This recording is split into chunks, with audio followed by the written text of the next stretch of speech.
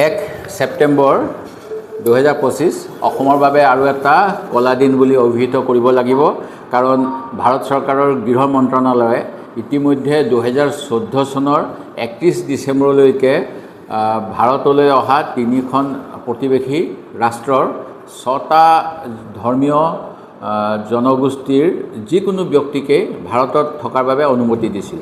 এতিয়া সেই অনুমতি এক্সটেনশ্যন কৰিছে, যি এক্সটেনশ্যনৰ ফলত 2024 চনৰ 31 ডিচেম্বৰলৈকে অসম অথবা ভাৰতবৰ্ষৰ যিকোনো অঞ্চললৈ পাছপোৰ্ট অথবা যিকোনো ভ্ৰমণ নথিপত্ৰ অবিহনেও হিন্দু, বৌদ্ধ, জৈন, শিখ, পাৰ্চী অথবা খ্ৰীষ্টান ধৰ্মাৱলম্বী লোকে নেপাল হওক, ভূটান হওক, পাকিস্তান হওক, বাংলাদেশ হওক, আফগানিস্তান হওক, যিকোনো জাগাৰ পৰাই যদি ভাৰতবৰ্ষত তথা অসমত প্ৰৱেশ কৰে তেখেতসকলক বিদেশী বুলি গণ্য কৰা নহ'ব বুলি কৈছে। আৰু ইয়াৰ ফলত আমাৰ অসমৰ ওপৰত আৰু অধিক হেঁচা পৰিব আৰু তাৰ ফলত আমাৰ অসম চুক্তিখনৰ কোনো গুৰুত্বই নাথাকিব। অসম চুক্তি অনুসৰি 71 চনৰ 24 মাৰ্চলৈকে যিসকল আহিছিল আমি তেওঁলোকক ভাৰতীয় হিচাপে গ্ৰহণ কৰাৰ কথা আছিল।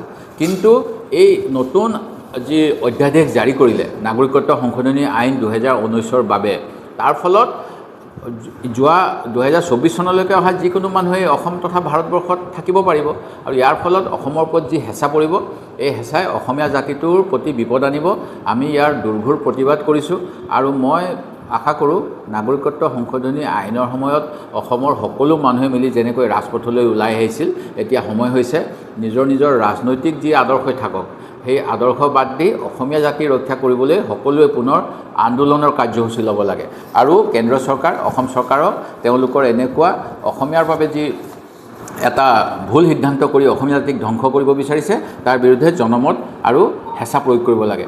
মই ইতিমধ্যে 7 আগষ্ট 2025 তাৰিখে সদৌ অসম ছাত্ৰ সন্থাকে আদি কৰি অসমৰ বিভিন্ন জাতীয় সংগঠন, ৰাজনৈতিক দললৈ এখন পত্ৰ প্ৰেৰণ কৰিছিলোঁ আৰু সেই পত্ৰযোগে নাগৰিকত্ব সংশোধনী আইনৰ প্ৰতিবাদ কৰিবলৈ মই আহ্বান জনাইছিলোঁ। মই ভাবোঁ মোৰ এমাহ পূৰ্বৰ যিখন পত্ৰ, সেই পত্ৰখন তেখেতসকলে পুনৰবাৰ বিবেচনা কৰিব আৰু এটা সহমতত উপস্থিত হ'ব যাতে আমি অসমৰ স্বাৰ্থ ৰক্ষা কৰিবলৈ সকলোৱে অসমক ভাল পোৱা জনগণ, নাগৰিকে একগোট হৈ এই কেন্দ্ৰীয় চৰকাৰ তথা ডক্টৰ হিমন্ত বিশ্ব শৰ্মা ডাঙৰীয়াই মৌন হৈ পেলাই তেওঁ আজি কৈ দিব যে মই নাজানো, মোক নক'লেই, কিন্তু তেখেতে যে হঠাৎ নিজৰ কাৰ্যসূচী কেঞ্চেল কৰি বিশেষ প্লেন যোগে যে দিল্লীলৈ যায়, গৃহমন্ত্ৰীক যে ৰাতি ৰাতি সাক্ষাৎ কৰে, এনেকুৱা ধৰণৰ কাৰচাজি, এনেকুৱা কুচক্ৰান্ত কৰিবলৈ যায় নেকি তেখেতে স্পষ্ট কৰিব লাগে। আৰু তেখেতে, মই নিশ্চিত তেখেতে ক'ব আমি নাজানো বুলি ক'ব, কাৰণ তেখেতৰো এটা কথা কয় যে অসমবাসী বোলে তেওঁ অহা 50 বছৰলৈ নিৰাপত্তা নিশ্চিত কৰিছে। এনেকৈ বাহিৰা মানুহ আনি কোনোবাই অসমৰ স্বাৰ্থ সুৰক্ষা কৰিব বুলি ক'লে কোন গাধ বা গৰুৱে বিশ্বাস কৰিব? এই কথাটো মোক বিজেপি দলৰ ফালৰ পৰা ক'ব লাগে আৰু বিজেপিৰ এই সিদ্ধান্তৰ আমি তীব্ৰ বিৰোধিতা কৰিছোঁ। এনে ব্যৱস্থাৰ যোগেদি আমাৰ দেশৰ যি সীমান্তৰক্ষী ব্যৱস্থা, যি পাছপোৰ্ট কণ্ট্ৰল ব্যৱস্থা বা যদি বিদেশী আহে বিদেশী ন্যায়াধীকৰণৰ যোগেদি তেওঁলোকৰ নাগৰিকত্ব চিনাক্তকৰণ কৰাৰ ব্যৱস্থা, এই সকলোবিলাক অৰ্থহীন কৰি পেলোৱা হৈছে। আৰু কেইদিনমান পূৰ্বে যি কথা কোৱা হৈছিল যে অসমৰ ডি ভোটাৰ যিসকল হৈ আছে তেওঁলোকৰ বিৰুদ্ধে থকা গোচৰ প্ৰত্যাহাৰ কৰা হ'ব, আকৌ কোৱা হ'ল হিন্দু বঙালীসকলৰ গোচৰবিলাক প্ৰত্যাহাৰ কৰা নহয়। এই গোটেইবিলাক এটা মানে যি শব্দ, এটা কথা কোৱা হৈছিল, এইবিলাক গোটেইবিলাক অৰ্থহীন কৰা হৈছে আৰু উন্মুক্ত গৰু ছাগলী সোমাব পৰা নিচিনা আমাৰ সীমান্ত অঞ্চলবিলাক উন্মুক্ত কৰি দিয়াৰ এটা পদক্ষেপ বুলিয়ে ক'ব লাগিব।